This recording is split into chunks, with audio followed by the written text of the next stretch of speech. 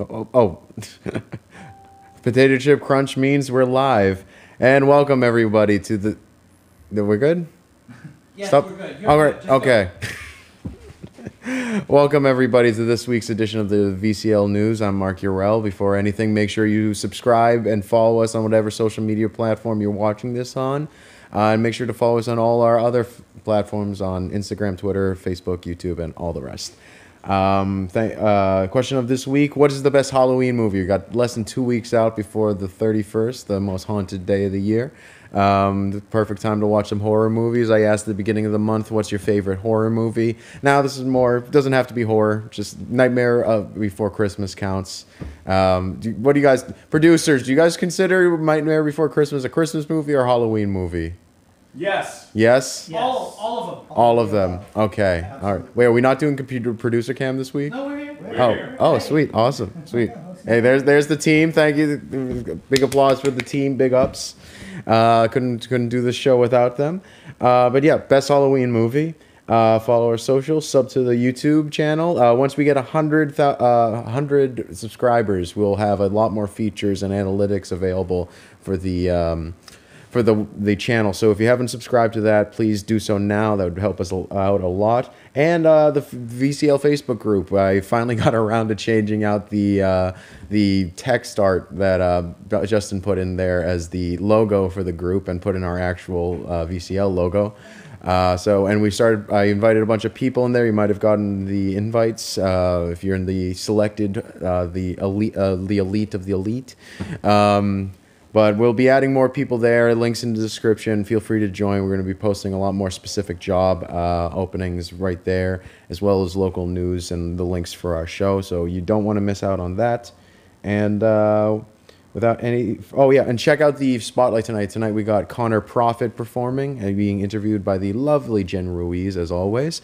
And if you have any ideas for... future artists that should be spotlighted, local musicians, be sure to PM us, as well as any classifieds you want to be featured on the show. And with further ado, let's get right into it. Up first, we have a bunch of different film festivals that are happening currently and in the next few weeks. First off, we got the Palestine Film Fest, Boston Palestine Film Fest, that we've been plugging for a while. That's been going on since the October 16th through, it's going to till the 25th. So later this weekend, you have until Sunday to watch all the films they have available there. Once you buy it, you have 48 hours to start watching, and the entire schedule is online if you want to take a look at what they got.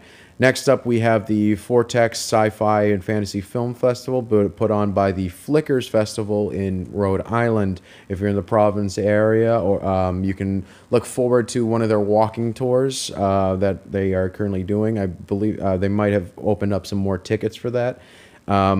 They did have some drive-ins and in-person events. I believe those have all ended at this point, but the festival is still going until Sunday, the 25th. It's been going since the 17th. You can watch the entire lineup online, virtual. I believe all of the shorts and films are free, which is it's a nice price point. So go check that out, link in the description. Next up, we have the Boston Asian American Film Festival that's also going until Sunday this week. And tomorrow they're hosting their annual happy hour trivia from 5:30 p.m. to 6:30 p.m. over Zoom. They usually have it in person, but they're keeping the tradition alive. So be sure to hop on that Zoom call around 5:30 and bring your favorite alcoholic or non-alcoholic beverage and play some trivia. If you're looking to watch some of the films that they have, they're going to be showing until the 25th. It is $12 for special presentations, which are the opening, centerpiece, and closing film. $10 for features, $10 for shorts, and $30 for all shorts pass, which includes all 5 of the shorts programs. Next up, we have coming up late. Starting yesterday. We have the Mystic Film Festival happening in Mystic, Connecticut, and the surrounding area. It is a combination of digital and in-person events, which is definitely nice to hear about in these COVID times. You can still go and see a movie. If you want to see the lineup, go on their website, check out the full list. In addition, I saw that they have a particularly interesting event tomorrow at 9:30 a.m. a production assistant workshop on everything you need to know on how to be the best PA ever on the set you're trying to work for. So go consider checking that out. Go on their website for the full line of other events and films they're going to be featuring. Next up, we have the deadline for the regular deadline for the the Providence Children's Film Festival. That's going to be on October 31st. So Halloween night is your last night to get the regular price for submitting your film to the Providence Children's Film Festival. After that, the last late deadline is November 20th.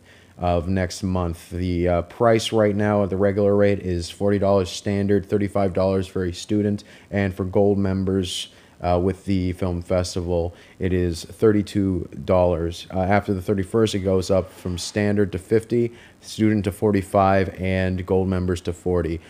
You don't have to be a kid to submit, although there is a separate category for children who want to submit their films. The film just needs to be marketable to and subject matter related to children, an all ages film. So if you have a film that you've been working on or have partially made in the cutting room, be sure to finish it up and try to send it in before the 31st so you can get that discount. Next up, lastly, for upcoming film festivals on the radar, we have the Arlington International Film Festival happening from November 5th to the 15th. The entire film festival is online, so you can watch it from the comfort of your home. Tickets won't be available for individual films until the 5th. However, if you want to buy a packaged pre-order, you can get an $85 for a full festival passport to any and all the films featured, $45 for 6 films, or for single tickets on the 5th through the 15th, you can get it for $12. And like I said, the full lineup is now available online, so you can start planning out what films you want to watch now. Next up, we have information for actors and actresses. So some fresh news off the docket from Slate Casting. As I always keep telling you guys, get on their email list as well as any of the local email lists for the local casting companies in Boston. This one came in a couple days ago. They're looking for a older brother and younger sister pair, ages 4 to 7. Is a non-union job, pays $500 per person for 1 day of work if you are cast. Shoots one day of the week of November 9th. If you're interested, send a current photo of the siblings. Contact info into your agent if you have one, the city you live in, names and ages, and put siblings in the subject line. Send that to slateselftape@gmail.com. We'll have all that info in the description below.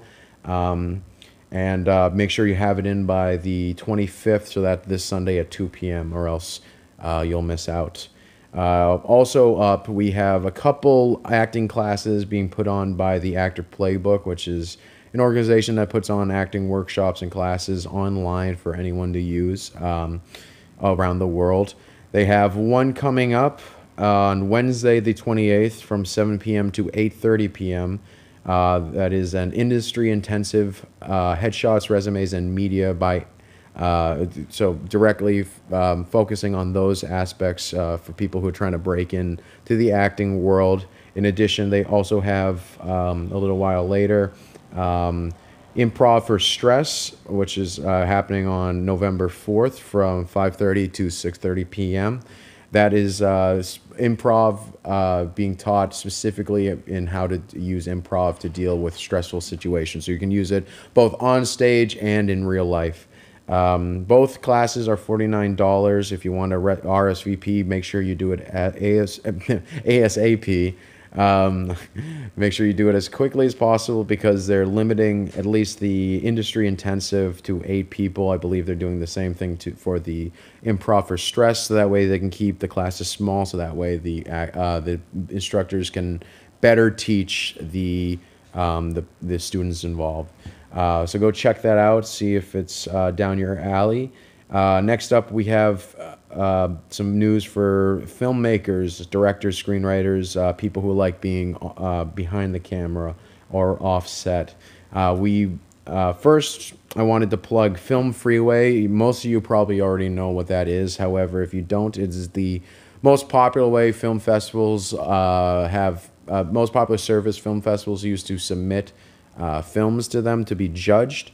In addition to, as a great method to submit films, you can use it to submit films for film festivals. You can use it to find film festivals to submit to. It has a giant database. You can filter it out to stuff that's in your area, in your particular interest group, whatever. It's really, really useful, and they have an incredible catalog up there. In addition, I just found out they also log music and photography contests as well as screenplay contests, not just film festivals and film contests. If you have a script that you're trying to shop around, if you have some music or some photos you want to submit to a festival, go on there, use the filters, try to find something that has an upcoming deadline, or maybe find something that has a further deadline out that gives you some time to make something up. I wanted to, so while I was researching Film Freeway, I wanted to bring up at least one film festival or film contest that would be interesting for people to submit to. I think one that's coming up is the Top Shorts film contest. This film contest seems really interesting. They have both monthly and annual contests. So every month they're judging films. You can submit every month. You can submit to contests every month with them. The deadline for their October film contest is coming up on November 9th. They have contests for specifically mainly short films, but also for short screenplays. And it's specifically a lot of up and coming filmmakers are part of it. So you don't have to worry about going against hardcore professionals. If you're starting out, if you're trying to build a team, if you're trying to find your voice, this is a great opportunity for you. Be sure to at least click the link and see if it's something that would interest you. It's all in the description wherever you're watching this video or rebroadcast or live stream. Next up, we have the Boston Screenwriters Group. They're still having their 31st meeting on at 11 a.m. over Zoom. They're going to be looking over short scripts for peer review. Make sure you send in your short script by the Thursday of the event. This goes for every event, so I believe that would be next Thursday. Send it in. Make sure you have your script sent in to Boston Screenwriters Group at gmail.com. Like always, they're looking for micro and short scripts or 10 pages from a longer form work, so a movie or a long form hour-long episode. Try to keep it short, focus on a scene. If you have a short that's under 10 pages, great. You can look over the whole thing there.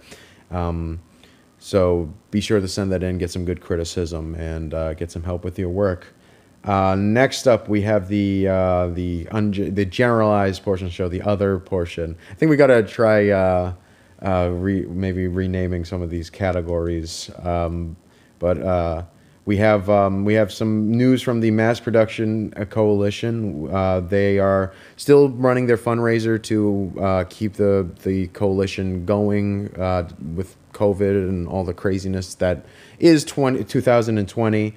They've only raised not even $21,000 out of their $50,000 goal. So if you have anything you can contribute, please send them support their way, or just spread the word about the fundraiser. They do a lot of great work for the local film industry. They're trying to fight to keep the tax incentive alive. That's going to be sunsetted, I believe, in 2022. They're offering COVID support resources for local film sets and a bunch of other programs and resources they provide all around the year outside of COVID pandemic and related to it. So try to help them out. In a case in point of what they do for Massachusetts, they recently released a regional impacts report on how Castle Rock's first season helped out the local economy. If you're not sure what Castle Rock is, it is a Hulu show that was filmed in Massachusetts, I believe, last year. I know a bunch of people who worked on it. It gave a lot of people jobs. Just a couple snapshots from the full report, so you guys can know how important this tax incentive is, and any representatives that may or may be watching this. It created 1,026 jobs, generated $69 million in the economic activity, saw money spent in 210 cities and towns across the state of Massachusetts, and generated $4.73 of economic activity for every $1 of tax credit issued by the state. So that means every dollar the state didn't collect in taxes that generated almost $4.03 of economic revenue of wealth that regular people were able to take advantage of. That is more than 4 times your return on investment. That is amazing. There's more information. You want to get the full report, the link's in the description. Please send this to your congressman people so that way they know that this is important. This is a boon for the economy. This is helping out a lot of people who rely on this work, including everyone in this room right now. So link in the description if you want to read more about that. Last part of the show, we're talking about stuff that friends of the lounge have, cool stuff the friends of the lounge have been a part of recently. So first up, we have Martin Gawas. Martin was the very first artist featured on the VCL Spotlight, so we wanted to give him a special shout out and congratulate him on his Berkeley Anywhere performance. He just performed with his alma mater with a singer and bassist Han Bayeli. I hope I said that right. Performing some originals he has written, along with a cover of Cross the Universe by the Beatles. So go check that out. Listen to a little bit, doing the prep for this episode. Audio quality is amazing, especially given that it was recorded outside. Was it? So yeah, great. Was it all pre-recorded after? Well, now that sounds. We don't know. Okay. Well, either way, it's great performance as always, Martin. Thank you again for being the first ever VCL Spotlight guest. We love you. Keep going. You're going some places, man. Next up, we have Raj. Raj, do you want to tell us about what you've been up to this week? Oh, my goodness. Well, I had a great time streaming with AJ, your toxic gamer. Yeah, AJ told me that you guys had a good time this past Wednesday. Yes, he has quite the potty mouth, as you told me as well. Oh, yeah, very unprofessional. Something he should work on. Oh, my goodness. Well, what did you? I wasn't on camera. What? Oh, you're on camera. Okay, so what? No, I'm on camera. Well, what did you play this week? This week I played. Oh God, what is the title? I'll pull it up. It is Mutropolis. Mutropolis. Mutropolis, yes. What's that about? Is it an independent video game? It is 100% independent, as far as I know. It's a 2-developer team, actually.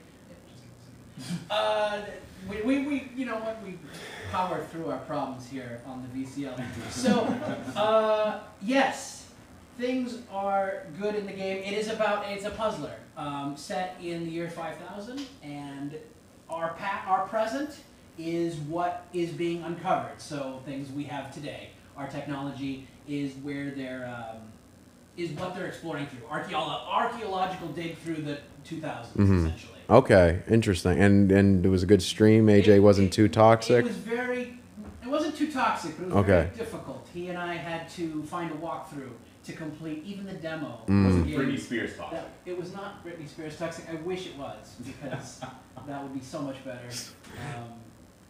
Do you think is he planning to come on anytime soon? Oh God, I'm sure he'll be on so much. All right. Well, as I commented in something, he may be the X Factor. So we'll see. All right. Well, hopefully he makes some social media so he can stop.